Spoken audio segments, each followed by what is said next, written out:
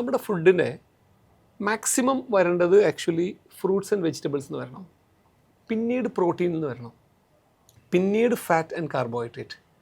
അങ്ങനെയാണ് അതിൻ്റെ ഒരു പ്രൊപ്പോർഷൻ വേണ്ടത്. ഫോർ എക്സാമ്പിൾ ഇപ്പോൾ നമ്മളൊരു പ്ലേറ്റ് എടുക്കുകയാണെങ്കിൽ അതിൻ്റെ ഒരു 1/3 താഴെ നമ്മൾ കാർബോഹൈഡ്രേറ്റ് വെച്ച്, ഒരു 1/3 പ്രോട്ടീൻ വെച്ച്, 1/3 മിനറൽ ലൈക്ക് ഫൈബേഴ്സും ഫ്രൂട്ട്സ് ആൻഡ് വെജിറ്റബിൾസ് ഒക്കെ വെച്ച് കഴിഞ്ഞാൽ that's a very healthy food.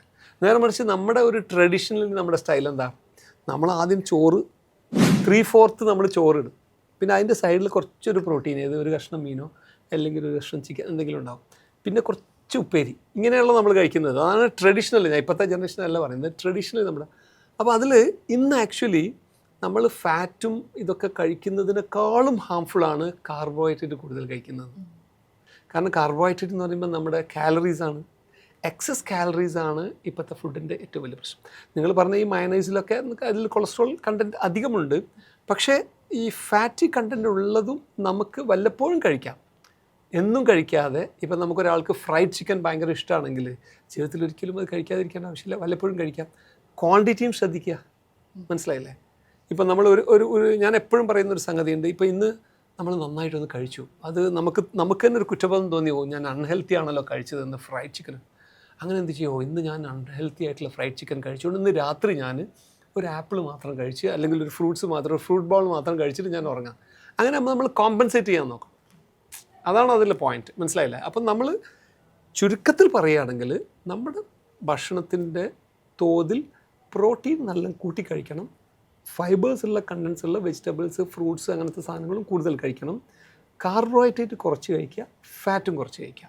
ഇങ്ങനെ കഴിച്ചാൽ നമുക്കെല്ലാം ഒരു മിക്സ്ഡ് ആയിട്ട് കഴിക്കാൻ പറ്റും. പിന്നെ ഈ കോമൺലി ഉള്ളൊരു ഡൗട്ടാണ്, പിന്നെ നമ്മൾ കാണുന്നതുമാണ്, ഈ സ്ത്രീകളിലേക്കാളും കൂടുതൽ പുരുഷന്മാർ ഹാർട്ട് അറ്റാക്ക് വരുന്നു, കുഴഞ്ഞു വീണ് മരിക്കുന്നു എന്നുണ്ട്. അപ്പോൾ അതിൽ സത്യാവസ്ഥ? അല്ല, അത് സത്യമുണ്ട്. അതിൽ ആക്ച്വലി അതിലെന്താണെന്ന് വെച്ചാൽ സ്ത്രീകൾക്ക് ദൈവം തന്നെ ഒരു പ്രൊട്ടക്റ്റീവ് ഹോർമോൺ, ഒരു റീപ്രൊഡക്റ്റീവ് ഹോർമോൺ, അത് ദൈവം ഒരുപക്ഷെ ഈ കുട്ടികളൊക്കെ നോക്കി വളർത്തി നോക്കണ്ടേ എന്നുള്ളൊരു ഉത്തരവാദിത്വം കൂടി സ്ത്രീകൾക്ക് കൂടുതലുള്ളത് കൊണ്ട്, രണ്ടുപേരുടെയും ഉത്തരവാദിത്തമാണെങ്കിലും അതുകൊണ്ട് ചിലപ്പം കൊടുത്തതായിരിക്കാമെന്നാണ് ഞാൻ അതിനെക്കുറിച്ച് അറിയുക. സ്ത്രീകൾ വന്നിട്ട് റീപ്രൊഡക്റ്റീവ് ഏജിൽ അവർക്ക് ഹാർട്ട് അറ്റാക്ക് വരാനുള്ള സാധ്യത വളരെ കുറവാണ്. കാരണം അത് ഫീമെയിൽ ഹോർമോണായിട്ടുള്ള ഈസ്ട്രോജൻ ആൻഡ് പ്രൊജസ്റ്ററോണൊക്കെ നമ്മുടെ ബോഡിയിൽ ഉള്ളത് കൊണ്ടാണത്.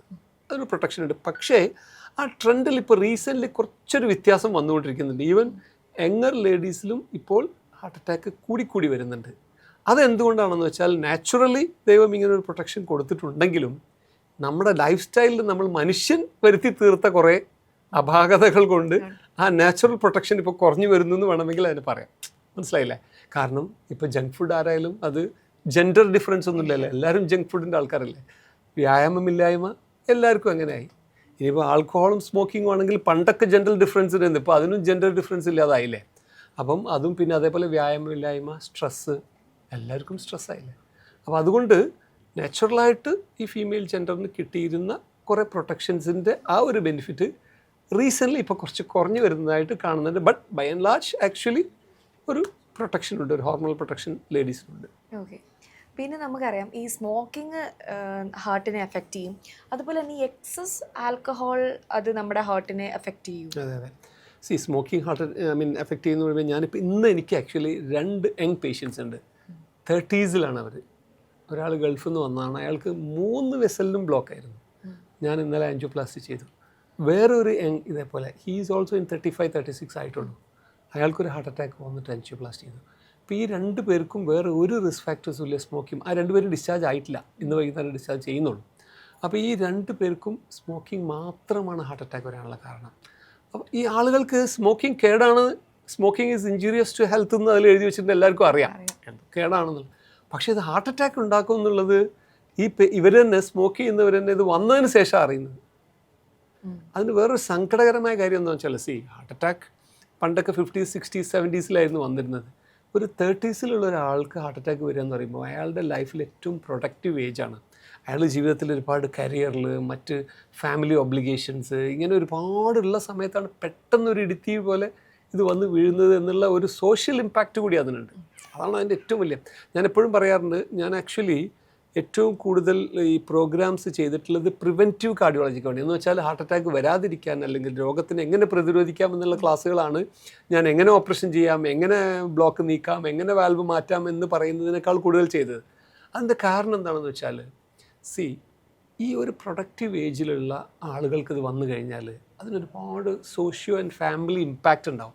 നിങ്ങൾ ആലോചിച്ച് നോക്കുക, ഒരാൾ 38 വയസ്സിൽ മരിക്കുകയാണെങ്കിൽ, അറ്റാക്ക് വന്നപ്പം അയാളെ നമുക്ക് രക്ഷപ്പെടുത്താൻ പറ്റി, അയാൾ മരിക്കുകയാണെങ്കിൽ അയാളെ കുട്ടികൾ 5 വയസ്സുള്ള ആൾ, 7 വയസ്സുള്ള ഒരാൾ, എവിടെയും എത്താത്ത ആ ഒരു സമയത്ത് അവരെ അനാഥരാക്കിയിട്ട് ഈ അച്ഛൻ പോകുന്നൊരവസ്ഥയാണ് വരുന്നത്.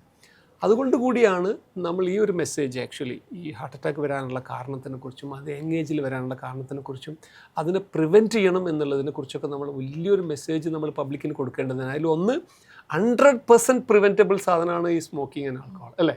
ഇപ്പോൾ നമ്മുടെ അച്ഛനക്ക് വന്നു, അല്ലെങ്കിൽ നമ്മളിപ്പോൾ ഭക്ഷണം കുറച്ച് കഴിച്ചു പോയി, നമുക്ക് ജീവിതകാലം മുഴുവനും ഇങ്ങനെ പിടിച്ചു വെച്ച് ഒരു ബിരിയാണി കഴിക്കാതിരിക്കാൻ പറ്റില്ലല്ലോ. പക്ഷേ 100% ഒഴിവാക്കാൻ പറ്റിയ ഒന്നാണ് സ്മോക്കിംഗ്. അതേപോലെ തന്നെ നിങ്ങൾ ചോദിച്ച ചോദ്യത്തിൽ alcohol is also even 1 drop of alcohol is injurious to health എന്നാണ് ഞാൻ വിശ്വസിക്കുന്നത്. ഇന്നുവരെ മെഡിക്കൽ ശാസ്ത്രം എവിടെയും പ്രൂവ് ചെയ്തിട്ടില്ല ആൽക്കഹോൾ ഈസ് ഗുഡ് എന്ന്. അത് കുറച്ച് കഴിച്ചാൽ കുറച്ച് കേട്, കൂടുതൽ കഴിച്ചാൽ കൂടുതൽ കേട്, അത്രേ ഉള്ളൂ. അത് മാത്രമേ അതിൻ്റെ ഡിഫറൻസ് ഉള്ളൂ. പിന്നെ ഈ ആൽക്കഹോൾ പ്രേമികളുണ്ട് ഭയങ്കരമായിട്ട്. അതിനവർ ന്യായം നമ്മുടെ മനുഷ്യരങ്ങനെയാണല്ലോ, നമ്മളെന്തെങ്കിലും ഒരു സ്വഭാവം നമുക്കുണ്ടെങ്കിൽ അതിനെന്തെങ്കിലും റീസൺ കണ്ടെത്താൻ നോക്കും. അപ്പോൾ അവർ അങ്ങനെ ഒരു സ്റ്റഡി ഉണ്ടല്ലോ, മറ്റേ വീഞ്ഞ് കഴിച്ചാൽ അല്ലെങ്കിൽ ഗ്രേപ്പ് വൈൻ കഴിച്ചു കഴിഞ്ഞാൽ വൈൻ